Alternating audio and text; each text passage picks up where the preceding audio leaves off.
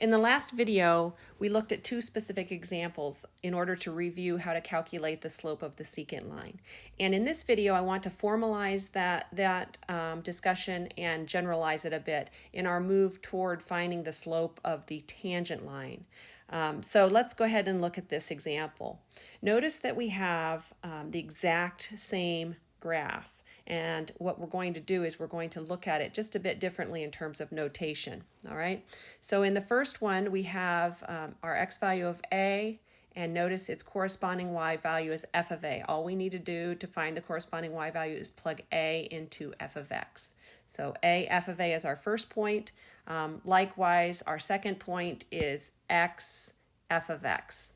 Okay, and then if we wanted to calculate the slope of the secant line, we did this in the last video very simply. We take y2, which is f of x, minus y1, which is f of a, and we put that all over x2, which is x, and over subtracting x1, which is a. And so we have f of x minus f of a over x minus a. Again, that's the slope of the secant line. If we look at the second notation, this is a bit trickier for people, but we have our original point is a f of a, and that's the same as the first graph. And what we're going to do is define a second point, and the second point is going to be h units away from a. So if this distance right here is a, and this distance right here is h, this point would be a plus h, wouldn't it? And so its corresponding coordinate pair would be a plus h, comma, f of a plus h. And so hopefully that makes sense to you. And then to find the slope of the secant line, it's just f of a plus h minus f of a all over. Now the way we got the denominator is we took x2, which is a plus h, and we subtract x1, which is a, and then that gives us a minus a is just 0, so we just get h left. So that's how we got the denominator here. All right, so again, the exact same graph, just different notations, and you should be familiar with both of them. All right, so now what we're going to do is we're going to consider what would happen if we brought the 2 points which created our secant line closer together. All right, and we're going to bring them closer and closer together until they become 1. Okay, and so remember the slope of the secant line had this notation f of x minus f of a over x minus a. And if we wanted to bring those 2 points closer together, so here was our first, our initial x value, and here it's called x2, but when I covered that example earlier, we called it just x. So that was our orange secant line, and now we're going to bring the x value closer. So our second x value would be closer to a, and then let's say our third x value would be like here, and we're making it closer and closer to a. And eventually what happens is those 2 points become 1. And so think about what concept we've been studying that, that allows us to get incrementally closer and closer and closer.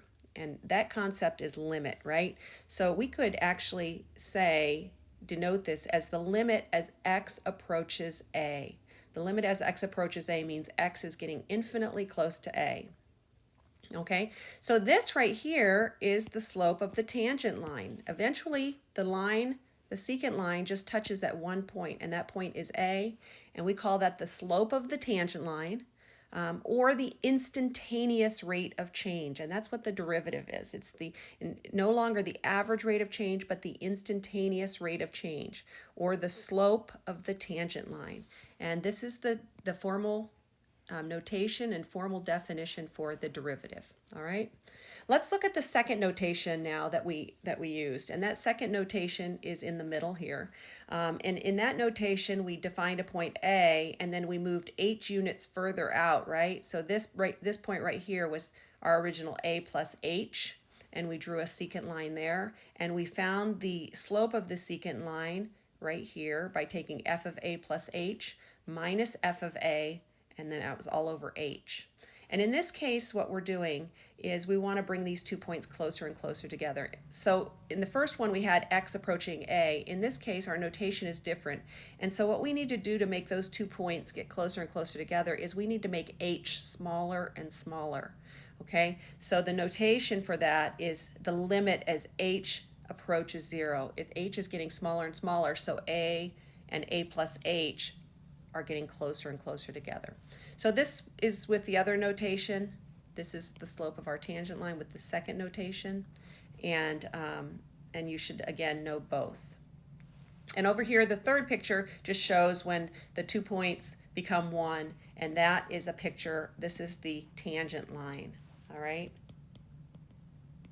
And next you'll be finding the equation of the tangent line.